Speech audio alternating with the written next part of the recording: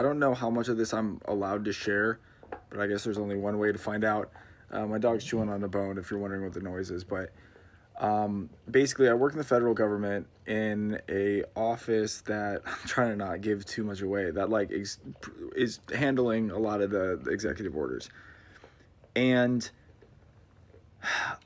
it the government's like gonna be in shambles, dude.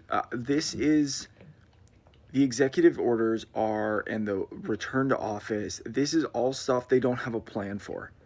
This is stuff written so poorly, just single-handedly, to thin out personnel and to disrupt the workforce. If everyone's trying to cheer on, like, for example, oh, DEI, oh, it's bad. No, it's not DEI, it's DEIA. But everyone tries to fit a narrative. Do you know what the A stands for? Accessibility. Do you know what one of the repercussions of that executive order is? It is pulling down any document, any web page or anything with any of those four words on it. That's a part of it. It's not just like any sort of like external hiring path or anything like that. No, no, no, no. It's literally if a form or document that is open to the public and stuff, or internal, like literal policy manuals, for example, has the words diversity or equity or inclusion or accessibility, those sections have to be pulled down, revised, and can only be put up after manual review and legal review. I'm not even joking. Do you know what has a lot of those words in it? Tax forms. Do you know what's happening in this season? Taxes. That's right. That's not even just that. The back to work stuff, it is single-handedly not because of productivity. No, no, no, no, no. Productivity shot up when we had telework and remote work. It's actually dropping, and it's a problem. They don't have the physical space for the staff to return to the office. They are trying to force people and reassign people to different field offices. They don't have the space. There was no plan before these executive orders went into effect. I'm watching it. I'm dealing with it. Then on top of that, getting rid of remote work, getting rid of telework and everything like that, they are trying to have people resign so that they can get rid of government positions. And what is the end goal, you might ask? Because they're also firing all of the new hires. Not every single one yet. Anyone that got a job offer, they've already rescinded that. Today was the day that they referred probationary employees, which is like your first, depending on what position you have, it's either your first year in the position or 2 years if you're like an attorney, for an example.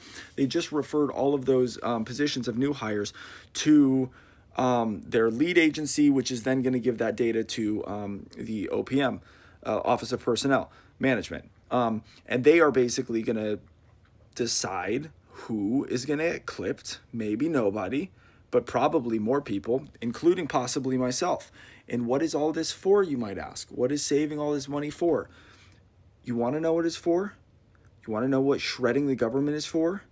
It is because our politicians, specifically Trump, Elon Musk, Doge, but Republicans as a whole, are gearing up to give another round of tax cuts to corporations and the ultra wealthy.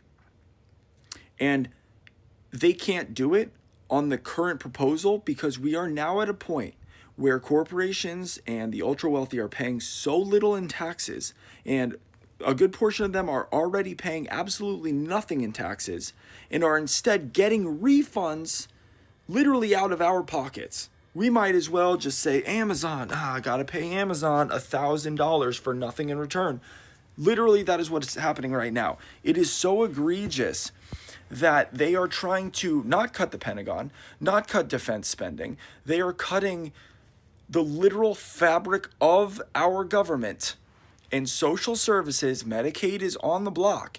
Like these programs, it's going to be felt throughout the country. It is. It doesn't matter if it's the TSA. We've already seen ridiculous lines. It's because people have been fired.